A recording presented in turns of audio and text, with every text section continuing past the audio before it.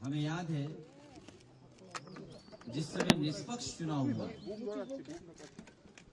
दीदी यहाँ की मुख्यमंत्री बनी और आज हम लोगों को सबको मिलकर के जो इलेक्शन में बेईमानी हुई है उसके लिए खड़ा होना पड़ेगा।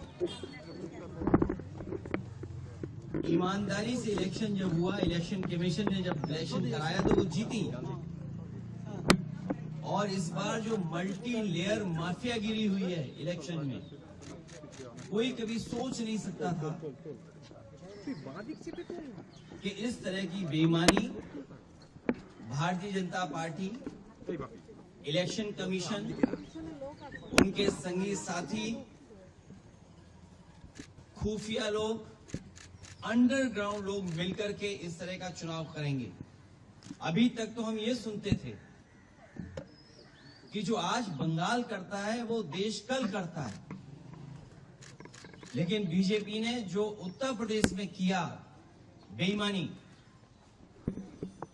वो एक ट्रायल था उनका, और उससे सीख करके पूरा का पूरा चुनाव उन्होंने लूट लिया।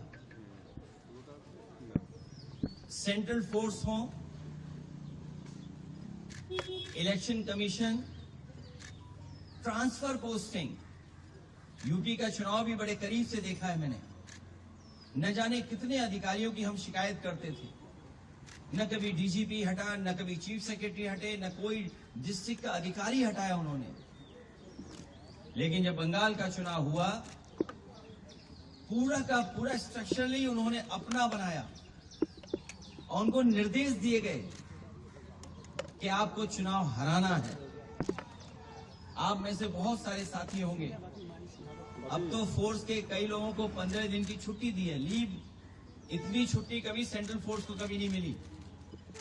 अभी सुना है कि 15 दिन की छुट्टी दी गई है। और जिस तरह का व्यवहार यहाँ हो रहा है पॉलिटिकल वर्कर के साथ, पार्टी ऑफिस के साथ, हम लोग भी सरकार में आए और सरकार से गए, कभी कभी किसी वर्कर, पॉलिटिकल वर्कर के साथ इस तरह का व्यवहार नहीं हुआ। चाहे हमारे साथी अभिषेक हों, आदरणीय दीदी हों, उनको सिक्योरिटी की थ्रेट हो, जिन्होंने इतनी सेवा की हो लोगों की, आखिरकार किसकी ताकत की वजह से ही कर रहे हैं। और मैं तो वो तस्वीरें दिखाना चाहता हूं जो कभी यूपी में तस्वीरें बनी थी इलेक्शन में। ये शायद तस्वीर आपने सबने देखी होगी, ये तस्वीर तो देखी होगी आपने। इससे ज्यादा भयानक काम यहां हुआ है। अगर बुलेट्स के डरा करके वोट डाला जाएगा तो कौन जीतेगा? आप बुलेट से डरा रहे हैं वोट के लिए, और इलेक्शन कमीशन निष्पक्ष नहीं है, बीजेपी के सहारे पे काम कर रहा है। जब बाई इलेक्शन उत्तर प्रदेश का हुआ था, मैं लोकसभा में अपने सभी मेंबर्स को लेकर के, कफन लेकर के गए थे हमारे सांसद, और इसलिए लेके गए थे कि स्पीकर को दे दें जिससे कि इलेक्शन कमीशन तक ये चला जाए, क्योंकि हम लोगों ने कहा कि इलेक्शन कमीशन ही मर गया है। और ये बात हम यूं ही नहीं कहते थे, ये कि ये